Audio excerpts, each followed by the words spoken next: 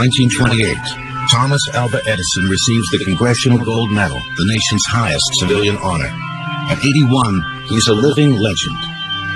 The man who'd laid the technological foundations for the 20th century and created motion pictures to record this new world for posterity, along with his own accomplishments.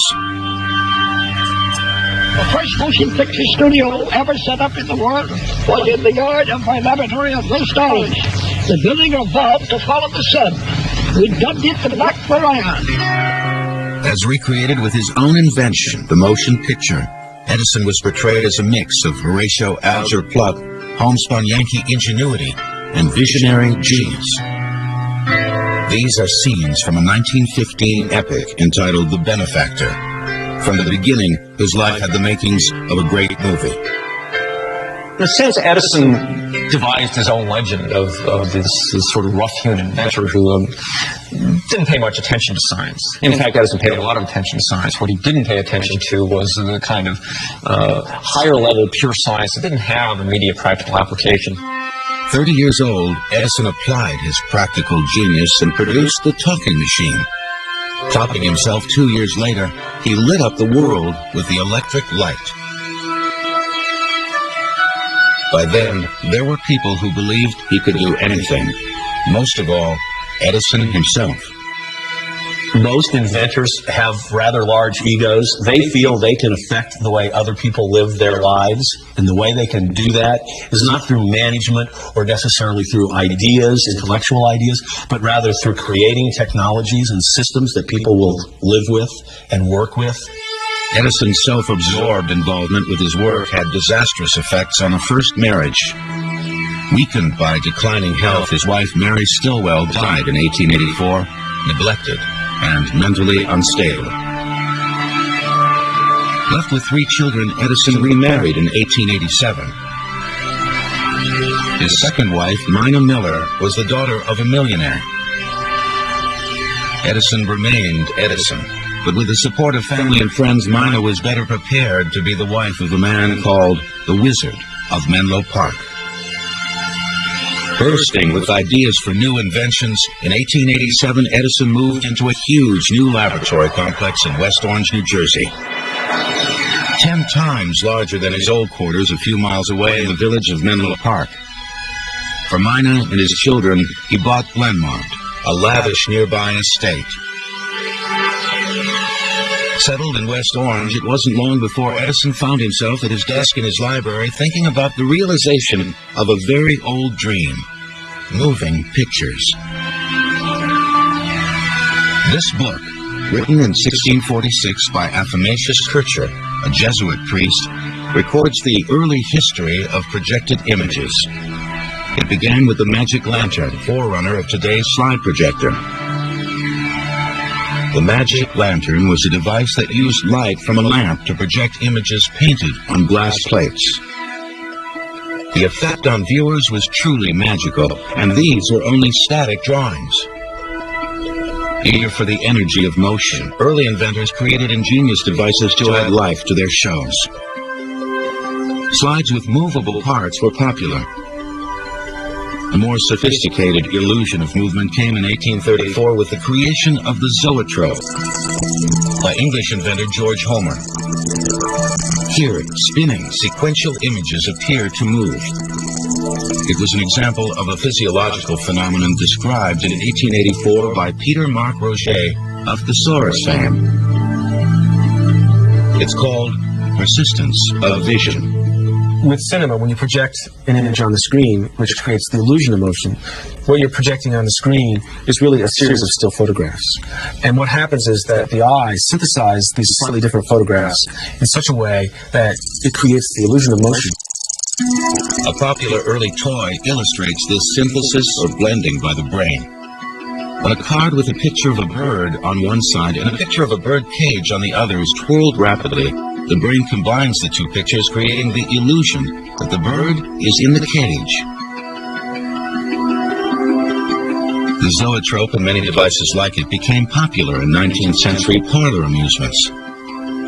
But in 1829, a vital step in the evolution of the motion picture took place. Louis Daguerre perfected a truly magical technology, photography. Now, for the first time, a glimpse of the real world had been captured forever, frozen on a light-sensitive glass plate. But creating early photographs took as long as 5 minutes per image, too slow for movies. By the 1870s, faster picture-taking was possible. This allowed Edward Muybridge, studying the movement of animals, to make another major step toward motion pictures. California Railroad magnate Leland Stanford hired Muybridge to prove a bet. Did all 4 hooves of a running horse ever leave the ground at the same time? Working at Stanford's Palo Alto farm, Muybridge lined up a series of cameras along a short track. Threads stretched across the track were attached to each of the camera's shutters. When a horse raced by, it broke the threads, which in turn released the camera shutters one after another. The result was a series of sequential photographs. Sure enough, there was a time when all 4 of the horse's legs were off the ground, but more important, Muybridge painted copies of his photographs on a glass wheel and created a viewing device called the zoopraxiscope. For the first time, there was a photographically accurate illusion of movement. When Thomas Edison heard of Muybridge's work, he was intrigued. In 1888, he and Muybridge met. Who knows what they talked about entirely. Certainly one thing they did talk about was how to possibly link the zoopraxiscope with Edison's photograph. Edison had sort of found, to his surprise, that some of his competitors had made major innovations on his tinfoil photograph, and he was trying to one-up them. Photographs that moved and talked. Now that would shake up the competition. But work on movies didn't begin immediately. Edison's restless mind was elsewhere. At a mine he owned in nearby Ogdensburg, he was focused on a little-known obsession of his life, a machine to separate iron ore with large magnets. It was typical of Edison to work on many ideas at the same time. In 1888, moving pictures was added to his list. To help, he chose a trusted assistant from the ore mining project, William Kennedy Laurie Dixon, an avid photographer who took most of the pictures around the lab, including this famous portrait of Edison as the Napoleon of invention. The motion picture project was perfect for Dixon. From the beginning, Edison conceived of a motion picture machine linked to the phonograph, sound and pictures together. On October 8, 1888, he wrote a caveat or preliminary announcement of his work in progress. I am experimenting upon an instrument which does for the eye what the phonograph does for the ear, which is the recording and reproduction of things in motion. The new invention was called the kinetoscope, from the Greek words for motion and view. Dixon's job was to turn this exotic name into a working machine. With time, his role changed from assistant to collaborator, to some say, unaccredited co-inventor. Edison literally was not present in West Orange 5 or 6 days of the week. He was up in northwestern Jersey on his iron ore mine. Dixon was the proprietor of the lab, and he was the man who was working most closely on developing the technology for motion picture. Edison's first idea was to wrap a piece of film on a cylinder and expose a spiral of tiny photographs. But to fit on a phonograph cylinder, Dixon needed to make the pictures extremely small. Produced sometime in 1889, these are frames from the earliest surviving motion picture, nicknamed Monkey Shines. To see them, a viewer had to look through a microscope. Here, the individual frames have been reconstructed into movement. An agile pipefitter from the island of Malta was drafted to star. Lasting only a few seconds, the image was crude and the sound, now lost, unintelligible. Still, by the end of 1890, after centuries of searching, false starts, and dead ends, the dream of moving pictures was about to be realized. But Edison and Dixon weren't the only men nearing the solution.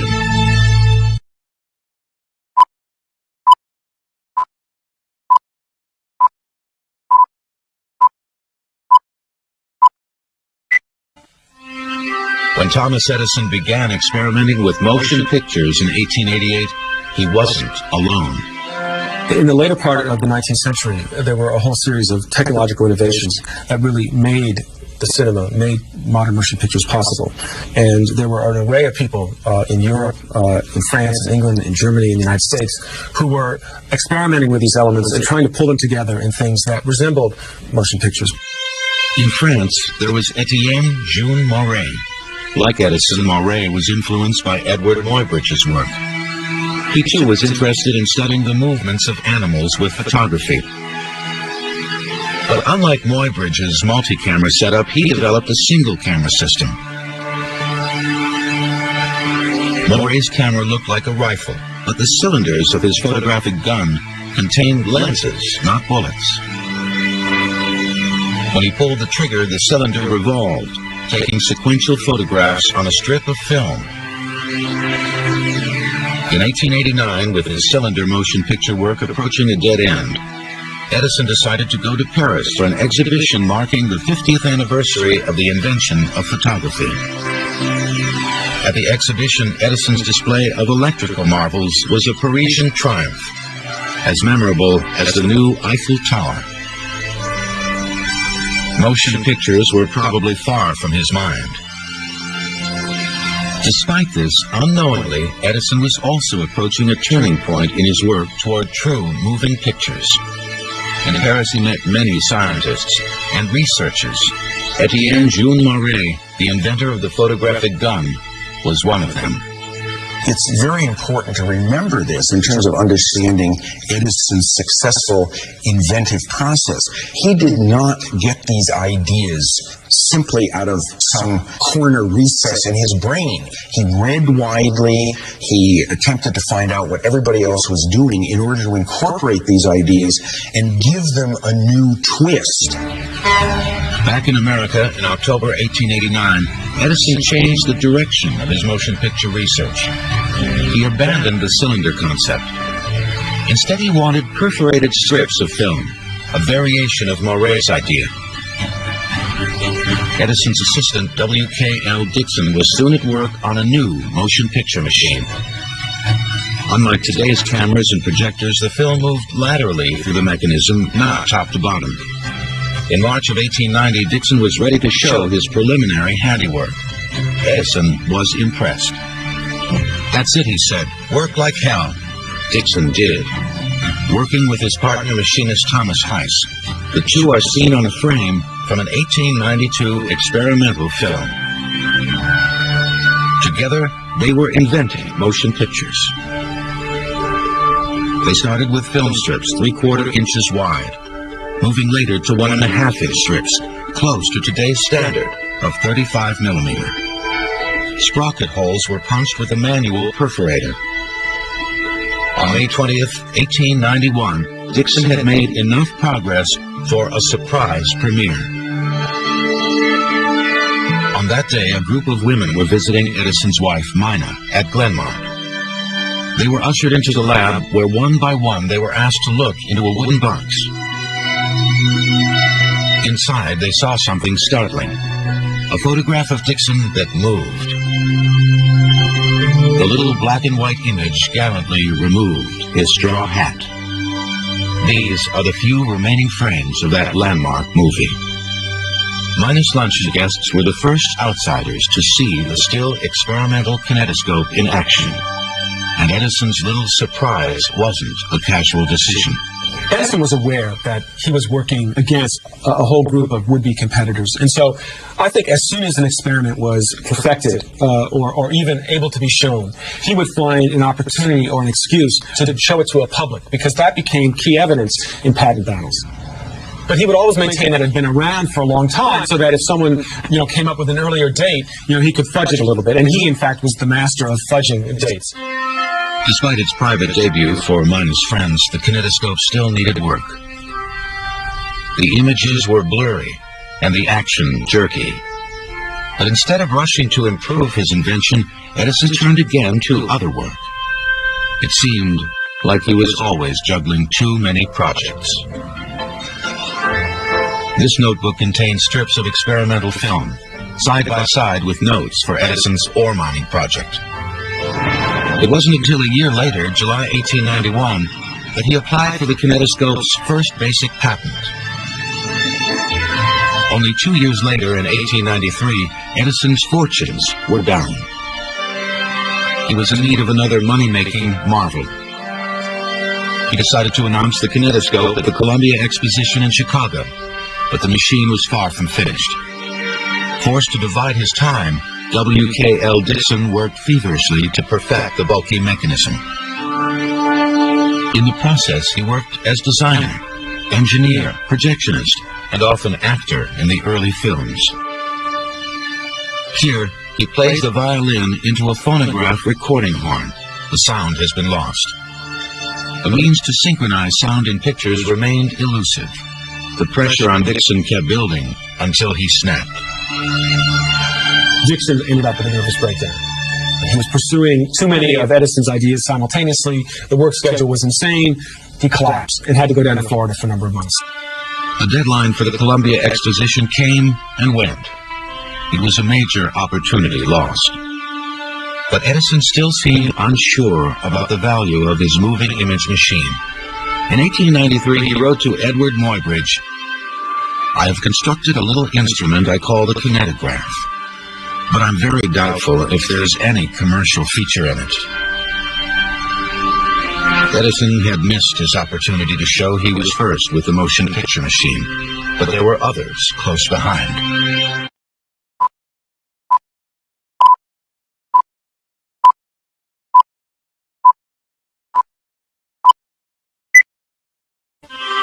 The main theme of the 1893 Columbia Exposition in Chicago was electricity.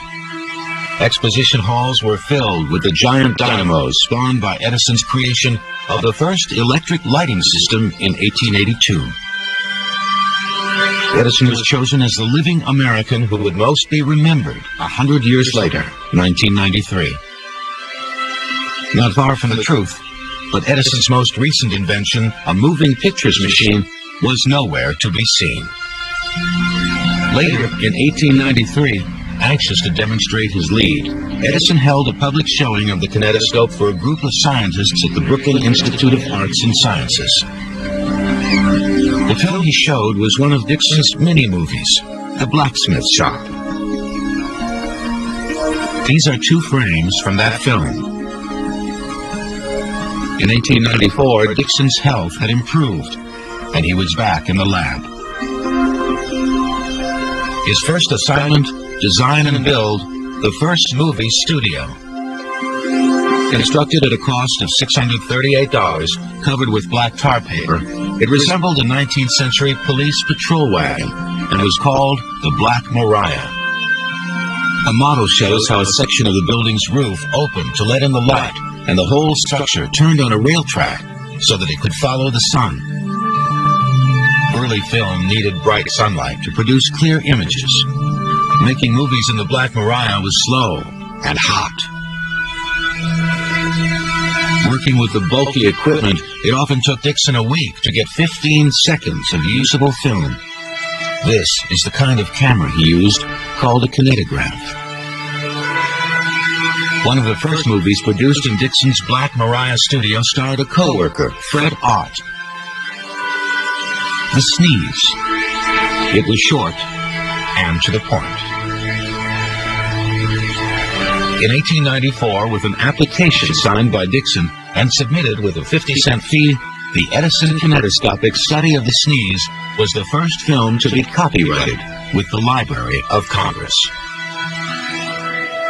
Hardly born, the movies began taking their first full strides.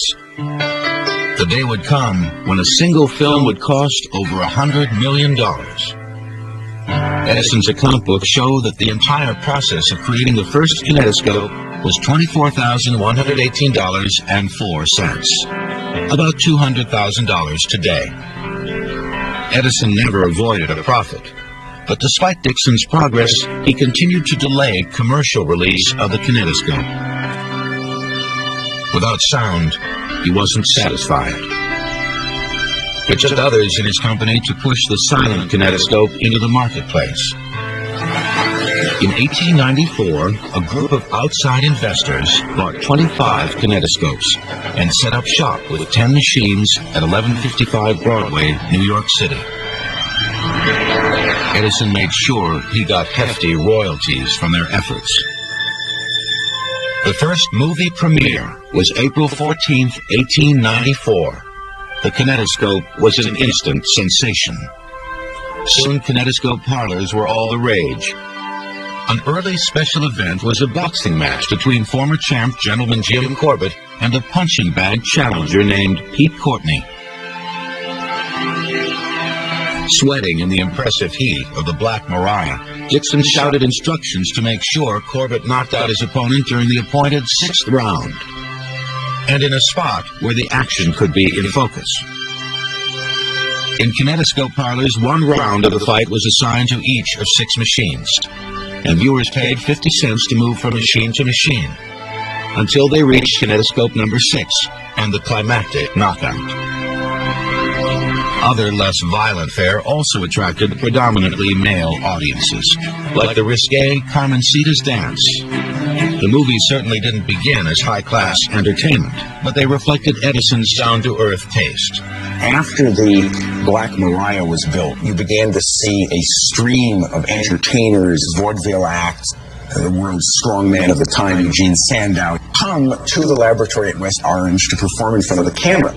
Edison would go out, he would horse around with Sandow, the reporters were there every time one of these films were taken, and they'd write headlines like World's Smartest Man meets World's Strongest Man.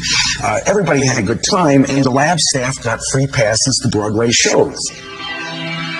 As simple as the early movies were, the power of the new medium quickly made itself known, pushing 19th century proprieties.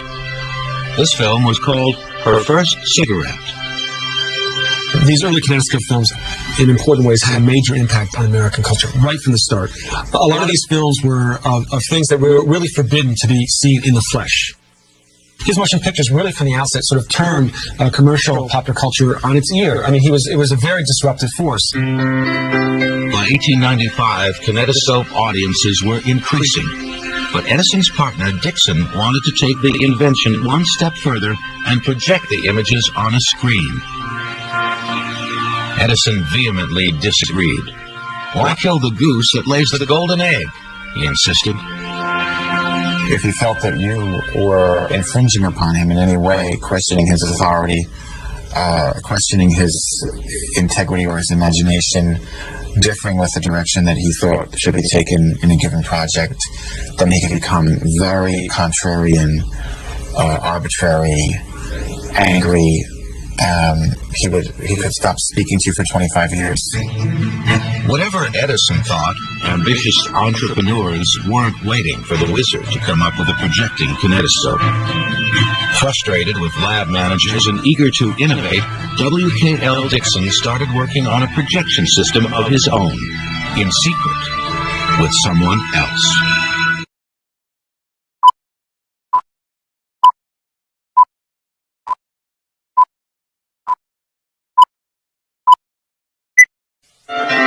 In 1895, frustrated with his boss's refusal to develop a projection system, Edison project manager W.K.L. Dixon had begun working with Edison competitors.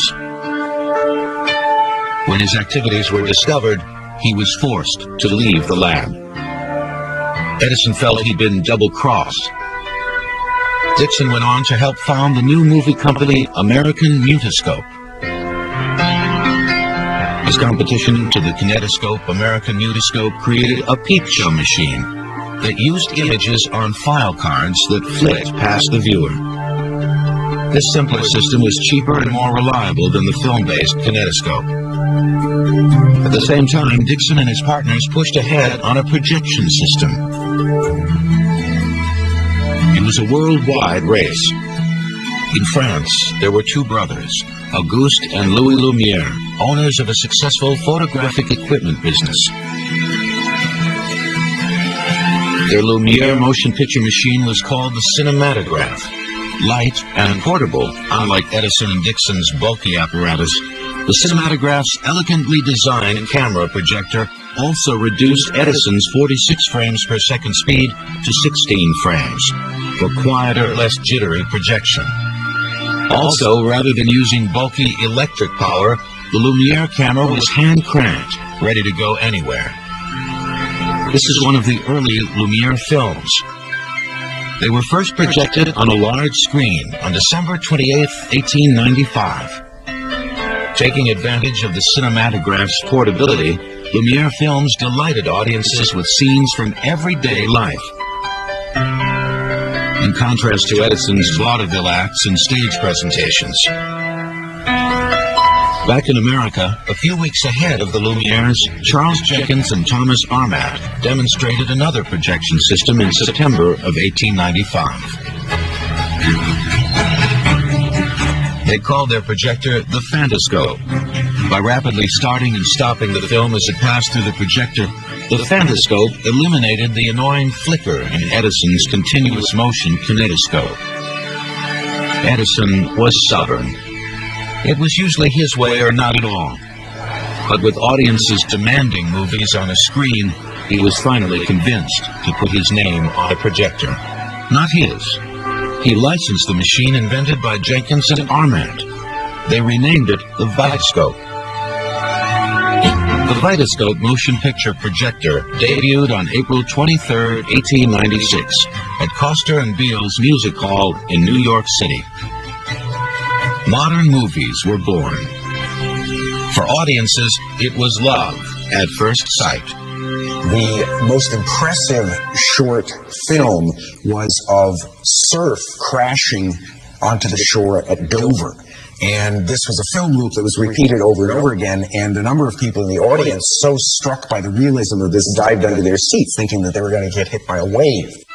Unacknowledged in the back of the house, Thomas Armat, one of the Vitascope's true inventors, watched his machine making sure everything went well, while audiences cheered Edison's latest marvel. The Edison name meant box office. The Kiss was one of Edison's earliest hits. It recreated a scene from a popular Broadway show and had the further distinction of inspiring probably the first competitive movie remake. In April 1896, after 6 years, Edison's patent on the fundamental motion picture system was approved. But even that didn't stop the competitive warfare. In Europe and the United States, alternative projecting machines were popping up everywhere. Everybody was suing the daylights out of everybody else, trying to promote their own competitive position.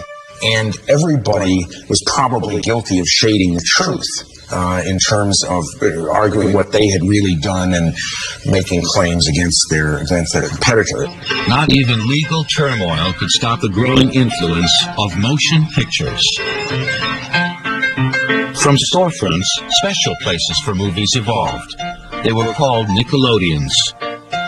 Combining peep show arcades with projection theaters, Nickelodeons began providing popular entertainment for middle-class audiences. Next came theaters dedicated to projected films.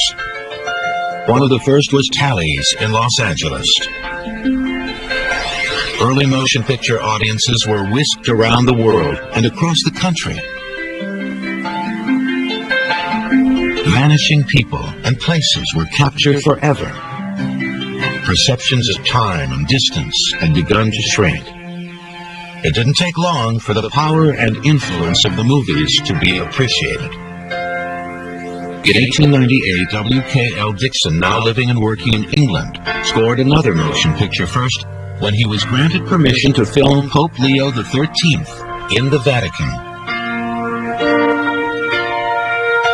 Dixon's career in Europe would eventually go into gradual decline, but in Paris, he proudly posed with fellow movie pioneer Etienne Jean Marais. Back in America in 1900, the Edison Motion Picture Company gained another influential employee. His name, Edwin S. Porter. This 1902 Edison film made by Porter, Jack and the Beanstalk, is typical of its time. All the action is taken from one unmoving position. Audiences were getting bored.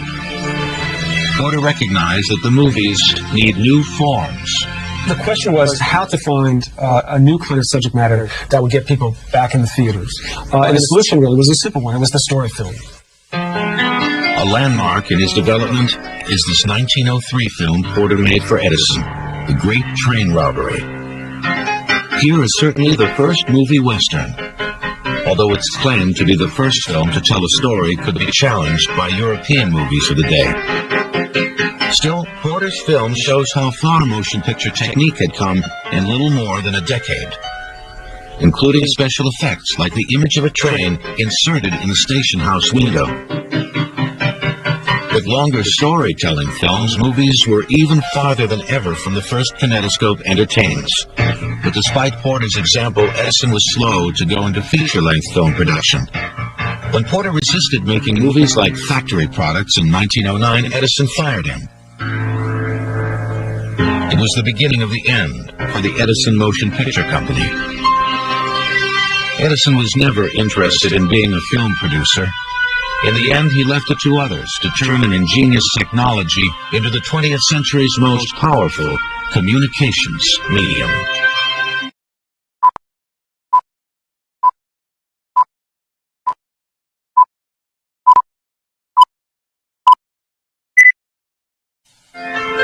From short vignettes by 1902, movies were exploring new forms. The film A Trip to the Moon represents an explosion of innovation. It's the work of French magician filmmaker Georges Méliès. Even before Edison employee Edwin S. Porter, Méliès and other French filmmakers were beginning to tell stories in motion pictures. Inspired by the Lumiere brothers, Méliès was creating dramas that could only be presented on film. It was a new means of storytelling and the beginning of a new art form. For Edison, there were opponents overseas as well as at home. Edison was always trying to defend his position. After all, he started off as the only motion picture producer in the world. Pretty soon the French were coming in. Then he had a whole series of American competitors. He always felt he was on the verge of sort of being marginalized, being put out of business. And he was trying to defend himself in his commercial interests. And of course, one of his greatest strengths was his patents. In 1909, in the midst of continuing industry warfare for mutual survival, Edison and his biggest competitors decided to call a truce. They joined together in the Motion Pictures Patent Company, an attempt to wrest control of a movie business running wild with foreign companies and independent entrepreneurs. Hired enforcers raided non-patent company productions, sometimes shooting holes through bootleg cameras. Kodak's George Eastman joined Edison and refused to sell film stock to independents. Such actions led producers to move farther away from New York and New Jersey, where most movies were made. Eventually, many settled in a rural town near Los Angeles. The area had good climate, varied location possibilities, and also it was convenient to the Mexican border, in case of trouble from Edison's patent men. The new film center was called Hollywood. Finally, after years of court fights, independent producers William Fox and Carl Laemmle, founder of Universal Studios, won. But by that time, Thomas Edison was no longer a movie producer. In 1911, before he left movies to others, Edison made one last attempt at an old dream: motion pictures with synchronized sound.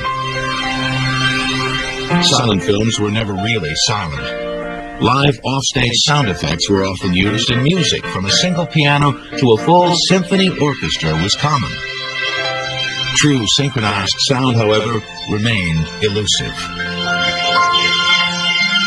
Spurred by recent improvements in his phonograph, Edison linked his sound machine with his movie equipment. The result was the kinetophone. The kinetophone was nothing more than a variable speed control on the phonograph. that allowed the projectionist to adjust the sound to keep it in sync with the picture. Hopefully. In February 1912, 50 kinetophones were introduced into the theaters. The New York Times reported gasps of astonishment. But soon, sound and picture began to drift apart.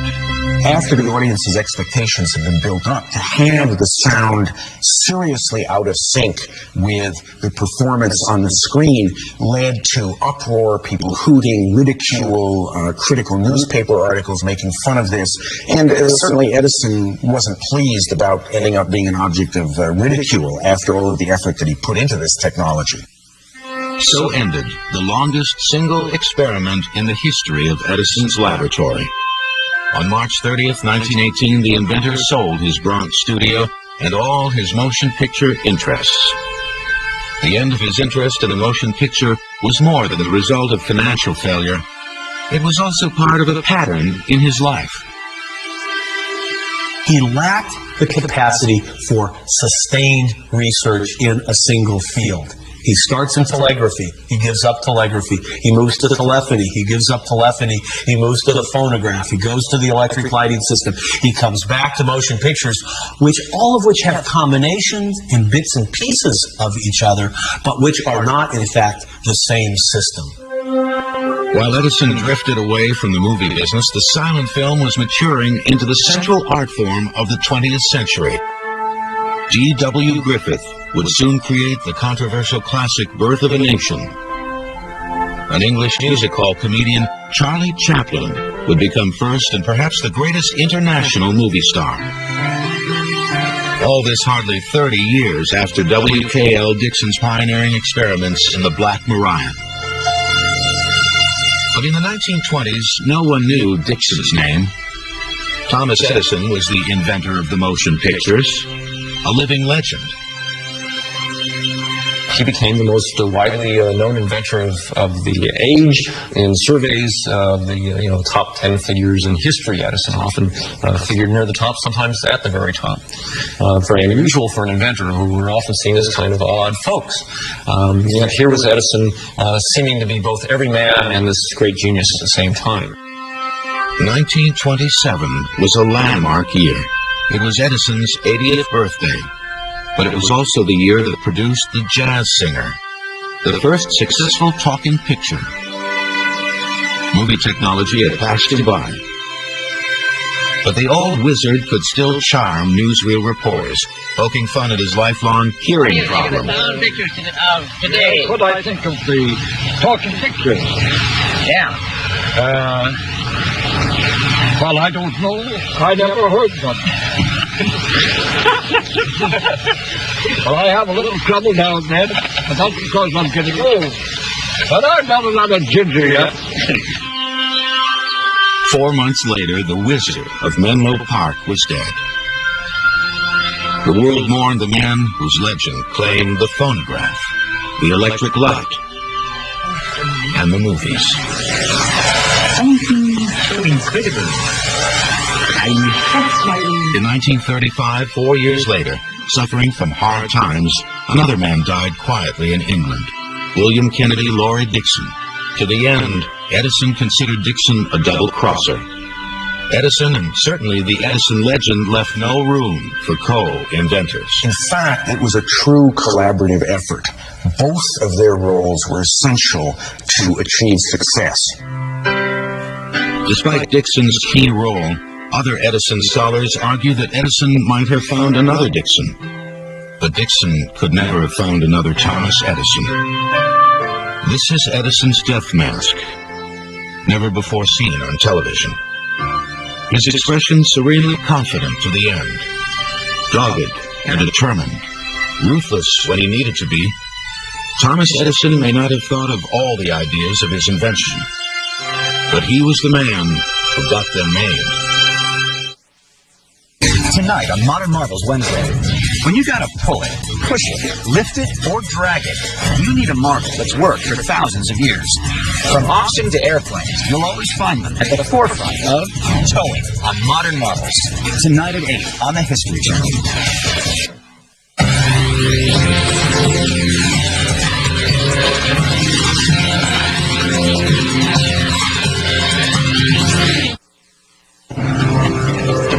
Rocky Mountains stand across the heart of America like a wall.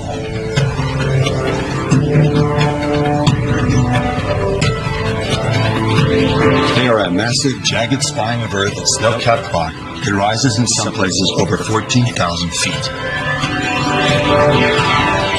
The mountain's stern, tree-covered slopes divide the continent. Water that falls on the eastern slope of these mountains eventually ends up in the Atlantic Ocean.